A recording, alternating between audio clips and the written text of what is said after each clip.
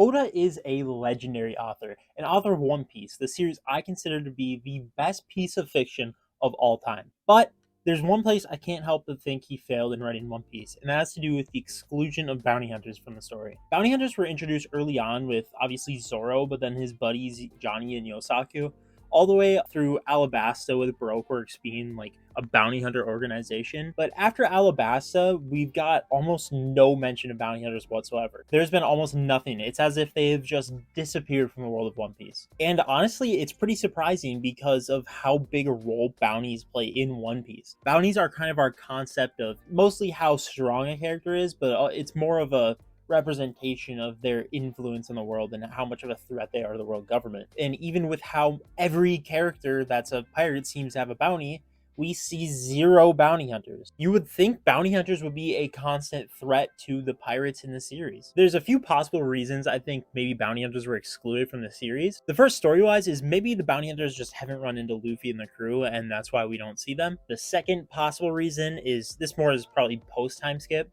is that there's just no bounty hunters powerful enough to match them, so it doesn't even make sense to show them. For the third reason, from kind of like a meta point of view, bounty hunters just don't have much purpose in the story of One Piece. So maybe Oda just made a decision to just not show them, but like they still exist. We just don't see them. I put out a poll seeing what you guys think, and several people responded, and not a single person said that they think bounty hunters don't have a place in the series. It seems everyone would prefer to have bounty hunters included in the series, and I think a lot of people see this as a missed opportunity for One Piece. I think it's probably too late for bounty hunters to have a big role in One Piece, but I really wish that through the course of One Piece, we would have saw more bounty hunters after Alabasta.